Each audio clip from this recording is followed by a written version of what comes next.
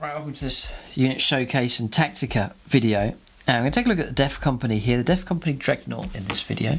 One of my favourite Blood Angels units for just the look of the model. It just looks the part, it really does, in that black painted armour and the deadly claws as well, and the lightning blue. It really does look an awesome model. One of my favourite Dreadnoughts, I think, in the whole of the 40k universe. But we'll take a look at it in this video here. So we'll zoom in, take a look at the model, and then we will check out the rules. Is it a viable option, points cost and so on, tactics and tips that we'll check out here in this video. May well roll up some scenarios as well, just to test out how good this thing is in close combat. So I'm really happy with the way mine came out. It just came out really good. Always had a bit of a phobia about painting black armour. It is difficult, but this one seems to have come out quite well. I'm going to zoom in here and you can take a closer look. So there he is. Something about the Def Company, they are cool, very, very cool.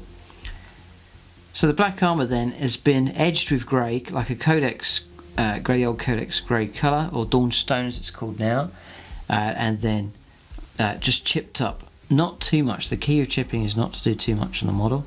And then here is the nice contrast in blue there for these talons as well. Once you paint up all your markings, the wires and the white of the wings and insignia and so on, it does look good. Looks pretty good. Just swing it around again so you can see.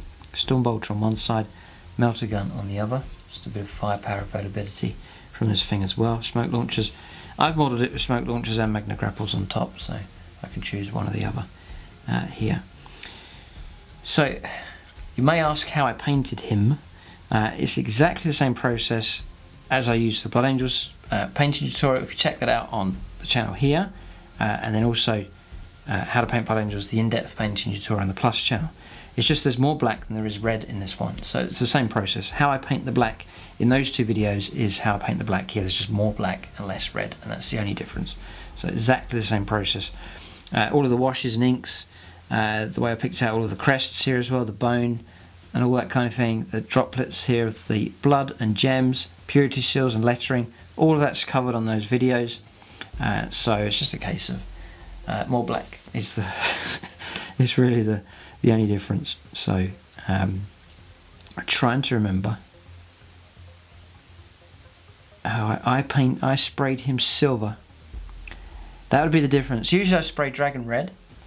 Obviously there's no point in spraying him red. So I reckon, I'm trying to remember now because it was about 5 years ago I painted him. But I reckon I sprayed him silver first. It would have been easier to get the silver into all of these parts here. There's a lot of metal work here. The torso part here between the arms, underneath, all of the joints and bits. So I reckon I sprayed him silver. And then after that I painted my black panelling, then done the washes and so on. So I reckon that's the order and the colours that I used there. So sprayed him silver first, and then if you do that, I'm going to cover this in the paint tutorial. If you spray him silver, I usually use the Army Painter spray him silver, and then I give him a coat, a very light coat of varnish, the Purity Seal matte varnish from Games Workshop. That means that when you put your washes over the top, it's not going to puddle, it's going to flow nicely into all of the cracks and do a proper job when you come to shading it. But that's just some hints and tips for painting up this awesome model. So we'll take a look at the rules now for the Def Company Dreadnought. So you can hardly see him on black background. We'll take a look at him in the rules now. So under Elites here, you should find the Def Company Dreadnought. He's power level 9. He looks mean, hopefully he is. So Def Company Dreadnought, 90 points he starts off at. It's almost 100 points already. Movement 8. He's moving as quick as normal Dreadnoughts. The Furioso goes 8 as well, so 8-inch move for him. Weapon skill, ballistic skill 3 plus. Strength 6, toughness 7, so he's as tough as a standard battle tank. 8 wounds, 4 attacks, Bishop 7 free up save. He's armed with 2 Furioso fists. We cover those in the Furioso Dreadnought video, so we're not going to cover that here. Stormbolter and a melter gun.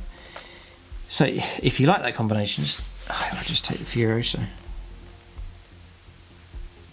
I guess maybe he's just a bit cheaper. 80. No, so you pay him 10 points more. So you manage to take, if you like that combination, just take the Furioso Dreadnought. Unless you want these bonuses here. So smoke launchers comes with Magna Grapple. I think you have to choose which one. Yeah. Magna Grapple's handy, especially for him. He's going to mainly be an assault vehicle. So you wanting him to charge into stuff, especially things like vehicles, and so taking Magna Grapple, making him more reliable on the charge, is probably a good idea. Then again, if you want to protect him, smoke launchers can be helpful. So he comes with Insatiable. This model may move up to 6 inches when consolidating at the end of the fight phase. This is a unit for breaking into the opponent's line and pushing up even further, or wiping out a target, consolidating, and then maybe engaging another unit, a tank or something, and then silencing them, making them pull back and not being able to shoot, just causing disruption and havoc. So that Insatiable Roar, it's easily forgotten, but it can actually be very helpful by getting near other units when you consolidate and then stopping them from shooting, and so on. He then has Black Rage here. You can add one to this unit's attacks characteristic for the duration of the fight phase if it charged in the preceding charge phase. In addition, roll a d6 each time this unit loses a wound. On a 6, the wound is ignored and has no effect. As far as I can see, it applies to the Dreadnought. So you've got 8 wounds to get through. Every time you lose one, roll a dice. If you get a 6, you ignore it. That adds to a bit of durability. So really, if you average that out, you're gonna save 1 or 2 of them. So really, is 9 or 10 wounds if you factor that in. An extra attacks. Now he's on 5 attacks. Sounds good. 5 attacks sounds good. So the model may replace its 2 Furioso Fists with Blood Talons. Now, yeah, Blood Talons are okay. So a pair of Blood Talons then, I think it's 50 points to the pair. Oh, it's just 65 points for Blood Talons, the whole thing. Yeah, so you're paying 65 points, you don't get a choice, you can't take one of them, so you have to take both. So it's expensive enough. So you're looking at 155, but you're pushing to sort of 160 points at the moment. Then if you're going to add on, is things like Stormbolters and so on, things like Melter Guns are going to push your cost up. If you take things like that. Heavy Flamer as well is going to be quite expensive. And again, you're pushing on, similar to the Furioso, you're pushing on for about 200 points. So, they're expensive enough, these Dreadnoughts. Blood Talons then, plus 4 strength, so fighting at strength 12, 4 attacks, charging 5 attacks, so 5 attacks now, minus 2 and straight 3 damage. You can reroll hit wounds and wound rolls as well, so it's going to make you pretty reliable. But only minus 2, your average tank's then going to need a 5+ to block those hits from coming through, those wounds, and you're going to do it a few times, so that's going to knock your damage potential down. Model may replace its Stormbolter or Melter Gun with Heavy Flamer. Model may replace its Smoke Launcher with Magna Grapple. So there he is. That's the stat line then. They're just, I don't think, not as good as they were. In 7th edition, if this thing charged into a vehicle, the vehicle usually was in terrible trouble. The Talons were shocking, they were horrific.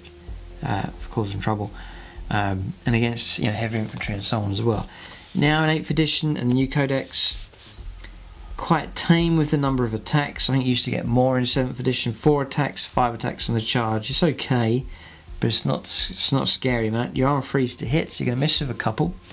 So like 3 hits getting through on average, and then you're on say 3s to wound a vehicle.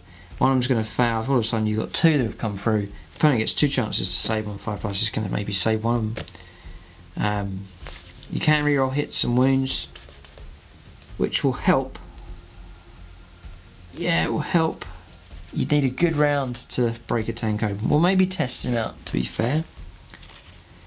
What is useful, he can be a one-man band because he's rerolling hits and rerolling wounds. He doesn't need other characters and so on nearby to get reroll bonuses. He can just do it himself. So here's one just to let loose in amongst the opponent's line. It is a great feeling one of these things crashes in to the opponent's battle line.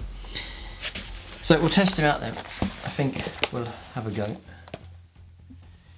So, I'm wondering, see, He'd be good at assassinating characters, that's for sure.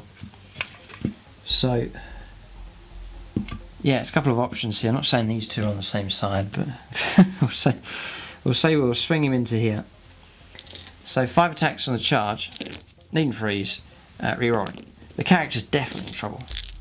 2 swoons, brilliant. Okay, so then 4+ invuln saves for him, and he's dead. So for character killing, he's excellent. He is good. So if you're able to get him to go into a character, he will cause trouble. Just because a character on average is going to have 4, 5, 6 wounds.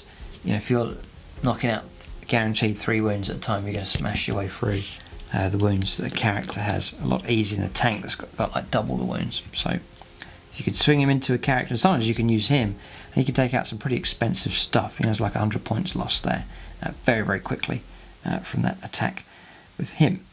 Then you've got that 6-inch consolidation, so he's a great one to let loose in the heart of the opponent's deployment zone. We'll check him out against the vehicle now. Not so much hordes, you wouldn't want him wasting his time on hordes. It's very high powered attacks going in against very cheap hordes, so it's more prime targets is his forte, so we'll charge him into this. Again, 5 attacks on the charge, needn't freeze, reroll. 3 swoons. We'll reroll these 2. This is helpful, but failed. And then 2 5-up saves. I reckon I'm going to get one. No. Alright, so 6 damage. See, he's not caused too much trouble for that vehicle. Used to cause trouble, but a lot more, but not so much now. Still missed with 1.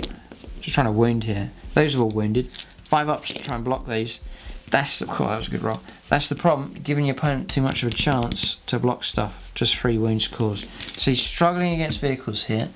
What can help him is the melter gun, but that's hit and miss. So again, the Dreadnought I think is good as a supporting unit. If you've got another unit nearby, not so much on his own, but other units nearby helping him out, supporting him, or he can support a charge. So if there's a nasty target, I can send in Terminators or Death Company, and then have him charge in as well at the same target and just add to the weight of that attack. Just there. But you've seen what he's good at, I would say. Heavy infantry, Primaris Marines or equivalent, something like that, and then I would go after characters and try and take them down. Would be a great use for the Death Company Dreadnought.